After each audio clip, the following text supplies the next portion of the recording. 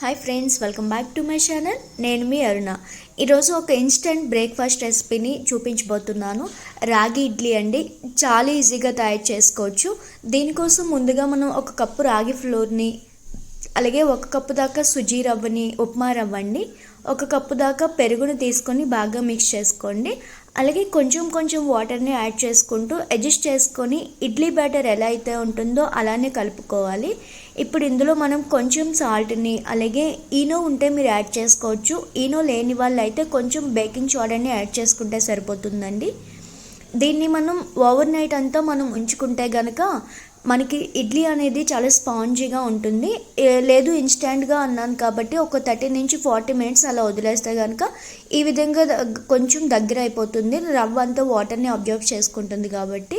So ఇప్పుడు ఇంకొంచెం వాటర్ని యాడ్ చేసి ఇడ్లీ బ్యాటర్ లాగా ఆ కన్సిస్టెన్సీ వచ్చేంత వరకు మనం మిక్స్ చేసుకోవాలి.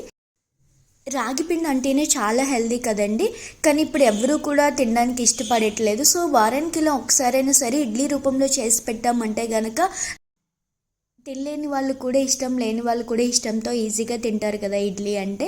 ఈ విధంగా వేసుకున్నాక ఒక 10 నుంచి 20 మినిట్స్ పాటు మీడియం ఫ్లేమ్లో ఉంచి ఇడ్లీని అయితే కుక్ చేసుకోవాలి. కుక్ అయిపోయేలోపు నేను ఈ విధంగా కొబ్బరి చట్నీ అయితే చేసుకుంటున్నాను. రాగి ఇడ్లీలోకి కొబ్బరి చట్నీ కాంబినేషన్ అయితే బాగుంటుంది. అందుకే నేను ఇక్కడ కొబ్బరి చట్నీ రెడీ చేసుకోవడానికి పలుకులు కూడా వేసి ఇలా వేయించి పెట్టేసుకున్నాను. ఇప్పుడు ఇవి కాస్త చల్లరాక మిక్సీ అయితే పట్టేసుకుంటాను. ఈ లోపల నాకు ఇడ్లీ కూడా రెడీ అయిపోయింది. చూడండి, చాలా బాగా పర్ఫెక్ట్గా కుక్ అయింది. ఇది కూడా యాస్టిస్ అంటే మరీ అంత ఇడ్లీలా కాకపోయినా టేస్ట్ అయితే బాగానే ఉంటుంది, పర్ఫెక్ట్గానే ఉంది. టేస్ట్ అయితే బాగానే ఉంటుందండి, ట్రై చేయండి. అలాగే ఇన్స్టెంట్ బ్రేక్ఫాస్ట్ కాబట్టి ఈజీగా అయిపోతుంది. వారానికి ఒకసారైనా చేసి పిల్లలకి అయితే పెట్టండి. వాళ్ళకి కూడా హెల్దీ వేలో తినిపించిన వాళ్ళం అవుతాము.